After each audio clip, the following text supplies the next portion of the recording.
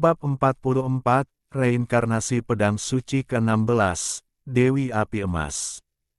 Kelahiran Pedang Bulan Jiwa Api Emas. Duan Jian menggunakan pedang api hitam pemecah iblis di tangannya untuk menerbangkan pedang panjang di tangan Sikong Hong Yue. Pada saat yang sama, energi pedang menebas pipi Sikong, meninggalkan luka di wajahnya, yang terus mengalir darah merah cerah. Duan Jian memeluk Sikong Hong Yue. "Mengapa kamu begitu bodoh? Aku tidak pernah menyalahkanmu. Terima kasih telah menyelamatkanku, dan terima kasih telah merawatku dan orang tuaku selama 3 tahun terakhir." Duan Jian mengambil ruang tersebut, cincin berisi berbagai ramuan yang dikirim oleh Tuan Nili. Ketika Duan Jian membuka botol pil 9 putaran, sayap patah hitam yang dibawa Duan Jian kembali dari dunia Yunmeng terbang keluar dari cincin interspatial. Sayap patah bersinar dengan cahaya, dan dengan keras, Sikong sayap perak Hong Yue patah dan jatuh. Sikong Hong Yue meraung kesakitan. Setengah dari sayap hitam yang patah terhubung ke luka patah Sikong Hong Yue, dan sayap di belakang Sikong Hong Yue berubah menjadi satu hitam dan satu putih, dan sayap hitam langsung tumbuh dari lunas. "Gadis kecil, kamu ditakdirkan untuk bersamaku. Aku optimis dengan anak laki-laki bersayap hitam di depanku, tetapi kekuatanmu lebih cocok untukku. Meskipun darah bersayap perak di keluargamu memiliki kekuatan yang besar, itu akan semua mati lebih awal. Kamu mewarisi milikku. Kekuatan akan menyerap esensi matahari dan bulan di masa depan. Semakin kuat kekuatan jiwa yang kamu kembangkan, semakin lama umurmu akan diperpanjang tanpa batas. Ini adalah seni naga bayangan hitam. Milikmu kultivasi akan terus meningkat di masa depan. Saya harap Anda bisa mengalahkan orang yang mematahkan sayap saya." Suara lelaki tua itu perlahan menghilang. Setelah Sikong Hong Yue menerima pembaptisan sayap yang patah, tingkat kultivasinya langsung naik dari bintang 5 emas menjadi bintang 3 legendaris. Sikong Hong Yue melihat sayap di belakangnya, satu hitam dan satu putih.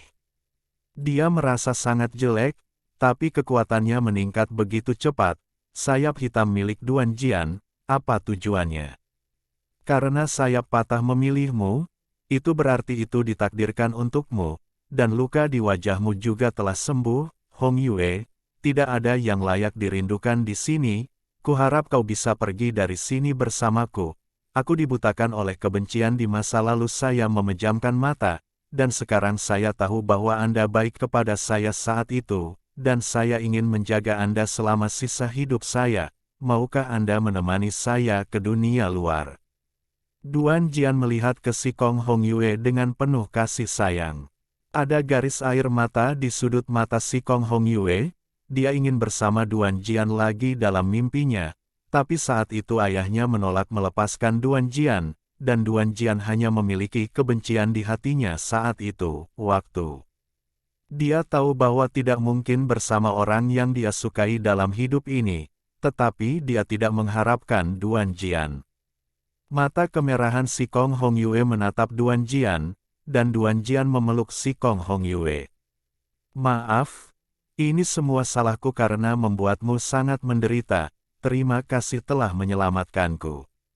Mulai sekarang, aku akan membuatmu bahagia dan tetap di sisimu selama sisa hidupku." Setelah berbicara, Duan Jian mencium bibir kemerahan Sikong Hong Yue dalam-dalam, dan mata dalam Sikong Hong Yue tertutup rapat. Dia merasa seperti mimpi. Pada saat ini, pedang api hitam pemecah iblis bersinar, dan tubuh Sikong Hong Yue juga memancarkan cahaya. Sikong Hong Yue mengalami sakit kepala yang membelah, dan pedang berbentuk bulan sabit terbang keluar dari tubuh Sikong Hong Yue. Pedang itu langsung menerbangkan puluhan meter. "Aku tidak menyangka kekuatanku akan terbangun secepat ini.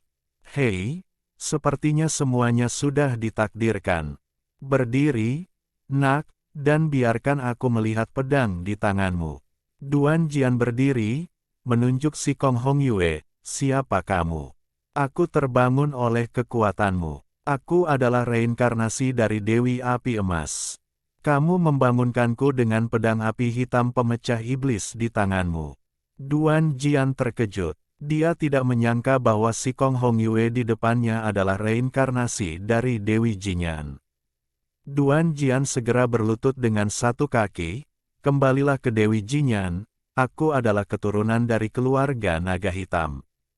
Pedang api hitam ini diberikan kepadaku oleh tuanku, milikku, kemudian mengetahui bahwa itu adalah salah satu pedang suci, dan aku telah menggunakannya sepanjang waktu. Duan Jian menangkupkan tangannya dan berkata, "Bangun, kamu tidak perlu bersikap sopan, aku terbangun karena kekuatanmu, karena kamu dapat dengan bebas menggunakan pedang api hitam pemecah setan. Itu berarti kamu ditakdirkan untuk itu, aku tidak menyangka itu pria, Kaisar Suci, menjadi begitu kejam padaku. Kutukan, mengetahui bahwa istanaku tidak akan pernah bisa bersama orang lain. Bajingan, aku sangat marah." Duan Jian memandang Dewi Jinyan di depannya, dan memandang pikirannya seperti gadis berusia 6 atau 7 tahun. Gadis kecil ini adalah reinkarnasiku. Mulai sekarang, aku akan mengintegrasikan jiwaku ke lautan jiwa gadis kecil ini selamanya, sehingga dia dapat menggunakan pedang bulan api emas ini dengan bebas di masa depan. Aku merasakan sedikit ruang waktu bernafas darimu, dan roh iblis yang Anda gabungkan dibunuh oleh saya dan Dewa Roh Ruang Waktu. Saya pikir Dewa Roh Ruang Waktu telah memberitahu Anda keseluruhan cerita. Gadis ini tergila-gila padamu. Aku harap kamu bisa merawatnya dengan baik di masa depan. Duan Jian mengangguk, menangkupkan tangannya dan berkata, "Ya. Sayap patah hitam awalnya adalah sayap Dewa Roh dari wilayah hitam. Dia selalu mencintai Dewi Jinyan, tetapi dia tidak pernah menyangka ini akan menjadi berkah tersembunyi." Si Kong Hong Yue mendapatkan kekuatan keduanya pada saat yang bersamaan. Kesadaran Dewi Jinyan juga menyatu dengan kesadaran lautan jiwa si Kong Hong Yue, dan si Kong Hong Yue juga memiliki kesadaran Dewi Jinyan. Dia melihat pedang di langit, Golden Flame Moon Sword terbang ke tangan si Kong Hong Yue. Si Kong Hong Yue melihat pedang berbentuk bulan sabit di depannya, mengangkat kepalanya, dan menatap Duan Jian. Duan Jian bertanya, "Apakah kamu Dewi Api Emas, atau si Kong Hong Yue?" Si Kong Hong Yue menatap Duan Jian sambil tersenyum. "Tebak," katanya main-main. Kesadaran Dewi Jinyan menyatu dengan kesadaran si Kong Hong Yue, dan Dewi Jinyan menghilang sepenuhnya, dan si Kong Hong Yue di depannya hanya memiliki kesadaran Dewi Jinyan, dia tetaplah dirinya sendiri, si Kong Hong Yue. Di sisi lain, reinkarnasi Dewi Api Emas telah muncul, dan segel yang menyegel Kaisar Suci secara bertahap melemah, dan Kaisar Suci akan segera dapat menembus segel tersebut. Duan Jian memandang si Kong Hong Yue di depannya, tidak peduli apakah si Kong Hong Yue adalah dia yang asli atau bukan, di hati Duan Jian dia akan selalu menjadi dia. Si Kong Hong Yue meraih tangan Duan Jian dan keduanya bergegas ke sisi Nili. Nili telah menemukan banyak hal di sini, batu Tianlin, Nili mengatur formasi, dan di bawah perlindungan jiwa Nili dan yang lainnya, Du Ze dengan cepat memahami Tianlin Jue, tahap ke-12, iblis Tianlin di tubuhnya, binatang, juga, menjadi tenang. Energi dalam tubuh Du Ze juga meningkat tajam, dan kultivasinya dengan cepat menembus ke tahap pertama alam melayani Tuhan.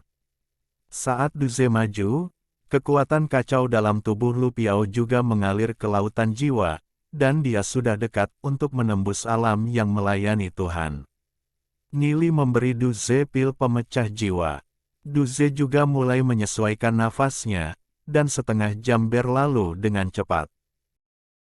Alhamdulillahi jazakumullahu khairo. Oke, cukup sekian novel kali ini. Mungkin ada kata-kata yang kurang pas, saya minta maaf yang sebesar-besarnya.